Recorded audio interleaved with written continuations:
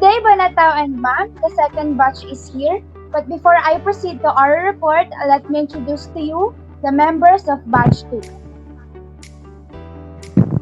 So we have Cordero, Cristine Agsaoay, Emilson Juanitez, Ira Sabado, Jhazmyn Malong, Sabrina, Rico, and Shaye Paraginog.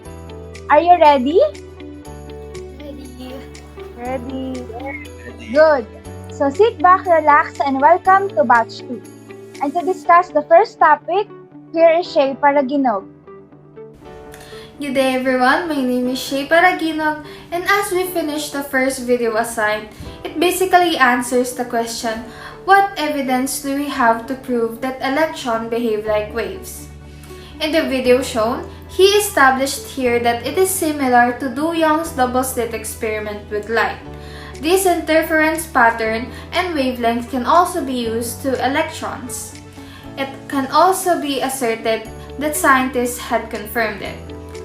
Richard Feynman, a physicist, was quick to criticize it, and he said that the interference was eliminated when the device or indicator was installed. Yet, this is still being argued in quantum physics that hasn't been solved throughout the years. Thus, de Broglie made a hypothesis. He hypothesized that the gap between the center and first-order maximum for electrons shot at 10 to the 5th meters per second at a double slit should be 1 meter away from the screen, which shown that there is a wavelength for electrons that follows the connection and experiment with slits, proving that it is correct and it was truly solved. And here we prepared different set of questions. And the first question is, how does an interference pattern form in electrons?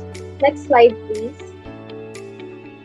There is an interference pattern if the electrons are shot through the slits.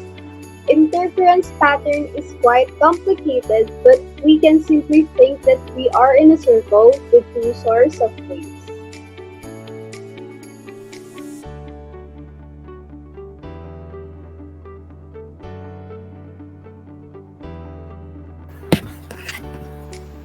So, good day everyone. I am Sabrina Rico, and the question is, what is double slit experiment?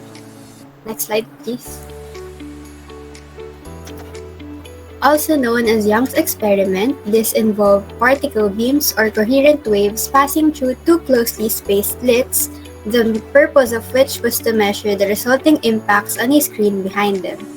This is one of the experiments that led to the acceptance of wave particles duality.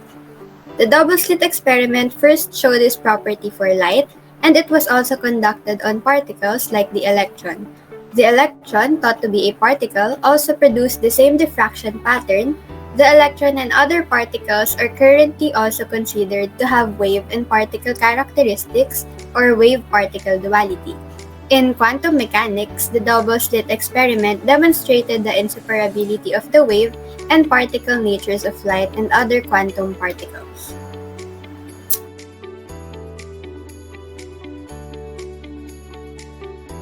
Hi everyone, I am Cristine Agsaoay, and I will answer the question, who is de Broglie?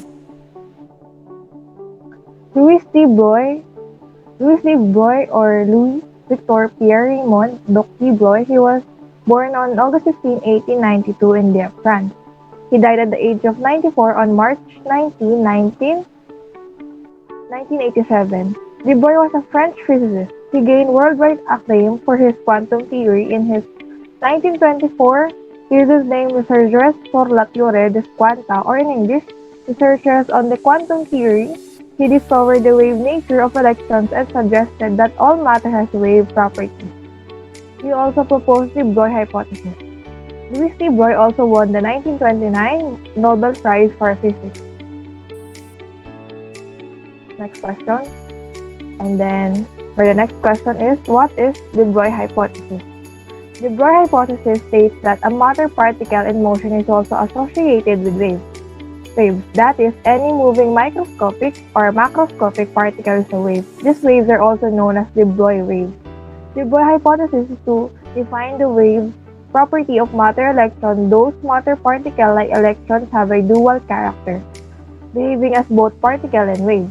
The formula for this is that de Broglie wavelength, next slide please, and that.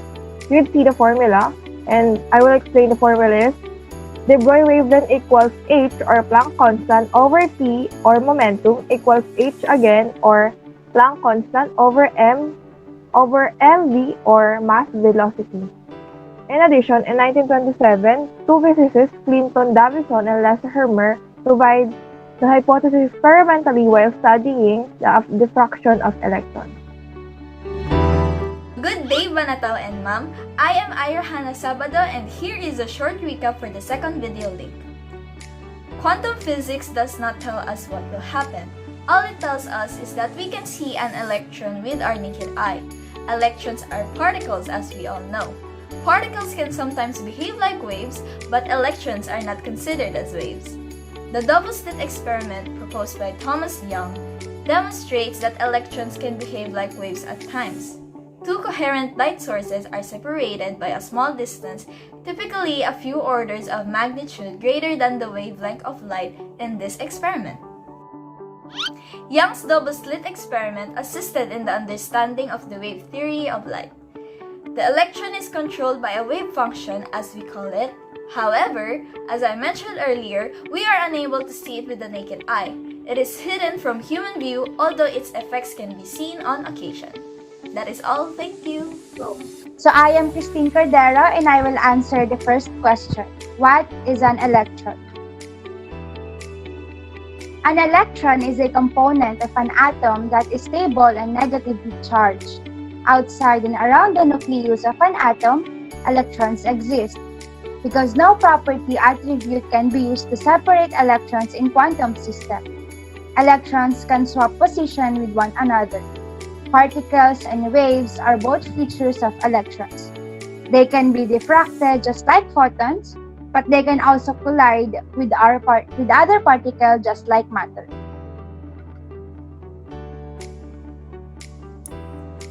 Good day everyone, my name is Emilson Juanitez and the next question is, can you shoot a single electron?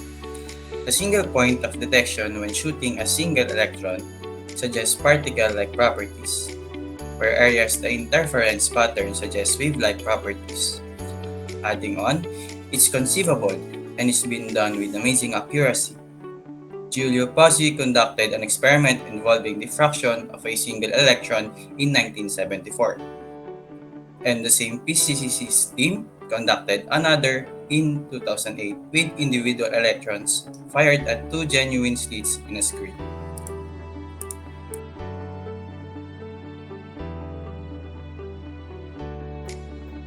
Again, I am Sabrina Rico, and for the next question, who was the first to conduct double-slit experiment? Next slides, please. So it was first conducted by Thomas Young back in 1803, although Isaac Newton is said to have performed a similar experiment in his own time. For additional information, in 1924, a French physicist named Louis de Broglie suggested that, like light, electrons could act as both particles and waves. In 1927, Clinton Davison and Lester Hermer observed the diffraction of electron beams from a nickel crystal, demonstrating the wave-like properties of particles for the first time, proving that particles of matter can act like waves. They demonstrated that electrons show the same behavior, which was later extended to atoms and molecules. Thomas Young's experiment with light was part of classical physics long before the development of quantum mechanics and the concept of wave-particle duality. He believed it demonstrated that the wave theory of light was correct, and his experiment is sometimes referred to as Young's experiment or Young's slits.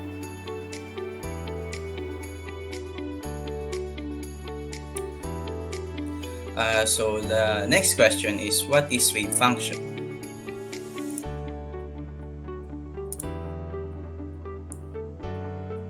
Wait lang.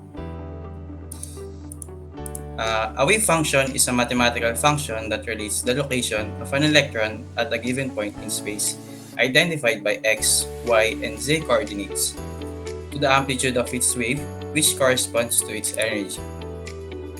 Another information, in quantum physics, a wave function is a variable number that characterizes the wave properties of a particle mathematically. The probability of a particle being present at a particular position in space and time is proportional to the value of its wave function. A wave function denoted by the Greek symbol psi can be conceived of as an expression for the amplitude of a particle wave or the Broglie wave. However, amplitude has no physical relevance for such waves.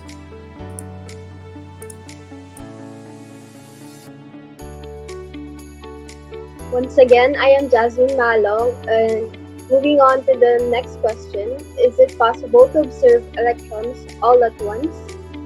Electrons can be seen everywhere because there is an electromagnetic field and electron field. And both of these fields are everywhere because they are quantum fields. In conclusion, there is no exact place for electrons because its fields are scattered everywhere.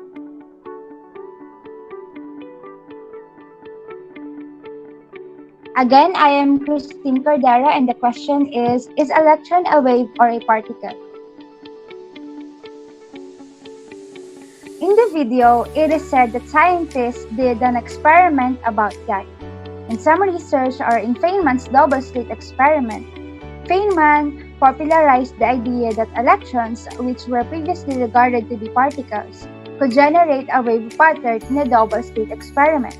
Unlike sound waves and water waves, Feynman pointed out that an interference pattern is still formed when electrons are shot at the wall one at a time. He went on to say that this phenomenon not only contains the lone mystery in quantum physics, but it also contains the heart of quantum physics.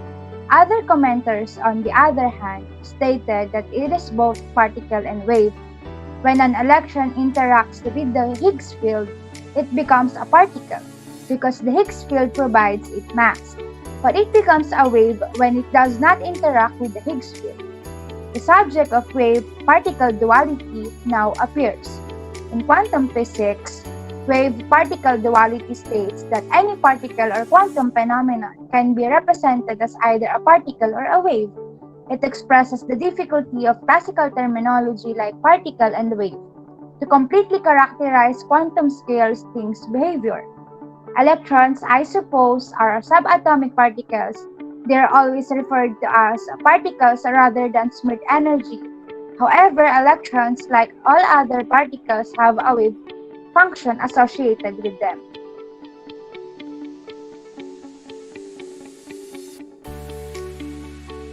First of all, I'm Morente, and let's proceed to the last question. So, you said quantum physics is weird. Why? So, next slide, please.